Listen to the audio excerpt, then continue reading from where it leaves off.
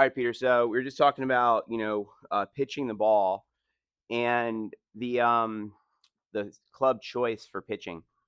It's really dependent on green firmness and speed, right? So, the idea would be if I'm pitching the ball to land, on the green, not off the green, hopefully on the green. And then I would say that if I'm using my 60 and the greens are fast, I would be landing my ball within 12 to 15 feet of where the pin is, assuming the green's pretty flat, and then it'll roll, bounce, and then roll a little bit to the pin. If the greens are really fast and I select a 56 degree, that same shot might land and then roll 25 feet. And then if I select my gap wedge, which is my 52 degree, then that might land and roll like 30 feet. You know, if I select my pitching wedge, which is 48 degrees, then I'm going to land on the green potentially, and this could roll off the green into the rough again. You know what I mean? And then if I used a 9 iron, for sure, I mean, to hold the green would be really challenging. I'd probably have to not land it on the green. And the theory is it's safer to land on the green because it's predictable. Where you could be like, oh, I'll hit a 9 iron and I'll land it into the fringe, and then it'll bounce on the green, and that the fringe will stop it. And that's like, you could roll the dice on that one. And sometimes it's great, sometimes it's not. So really, when you're, you have to consider the course. Now you played a fast green, generally firm golf course.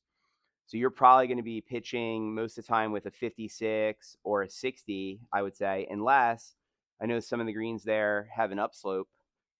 If there's an upslope where you're like the par five in the back nine, that is just like straight uphill, um, you could potentially select, the gap wedge and pitch with that, because that way when it hits the slope, it actually runs forward instead of stops. Or you could approach it where you're trying to pitch it and land it closer to the flag and know that it's not going to roll as much because the uphill. You see what I'm saying? And so basically, those are the things you have to consider when selecting the club that you're going to pitch with or even chip with. You know what I mean? And out here in California, a lot of the country clubs are firm and fast most of the year, where you have to play a 60 or 56, or you're definitely not holding the green. I think, as you've explained it to me, I'm quite sure that I've been using the wrong club Hmm. almost for the last 20 years. Many people do, and I I, mean, I've even had my pitching I wedge had a is student named all beat. yeah, I had a student named Wes. I know you think pitching wedge, that's for pitching. Right. It's It's not. it was the old days when the greens were slower. And what's they say that the biggest improvement in golf technologies, I mean, now it's gone. I mean, this stuff's pretty amazing, the pressure plate and stuff.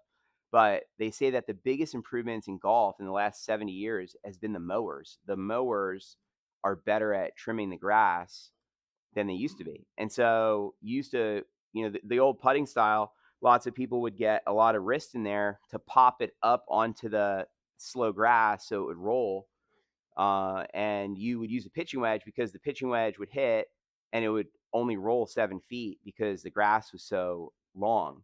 So it's really changed where we don't actually often use a pitching wedge for pitching because the green surface is so much firmer now. You know what I mean? So yeah, so that's some things to think about when you're selecting the club for pitching around the green. And I would say, like, if I'm playing at Catalina, it's like Velcro greens. I don't know if you played over there. Uh, Nice place. I definitely recommend going to play it. Yeah, beautiful place, right? And but they don't cut the grass very short, I don't, or maybe it's the island grass, or who knows why.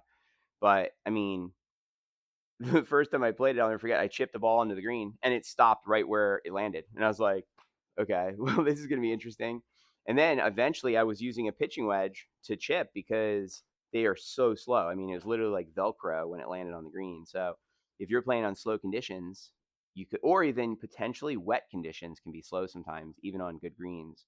And then I played at Hillcrest up in LA in the chapter or section championship 2 years ago, and it was like I had my lob wedge and I was pitching, and those greens are so firm and fast. They were firm and rolling at 14 that I couldn't even get my ball to stop with my lob wedge on those greens. The long wedge is what? The 60 degree, I had to in open the face and start playing cut shots to Right. to yeah, to get the ball to hold the green because they're that firm and fast, and so I couldn't even so basically, I was taking my 60-degree wedge, and I was turning it open to, like, 70 degrees to be able to stop on that surface, you know what I mean? And so, those are the things to consider when you're selecting a club for pitching around the greens.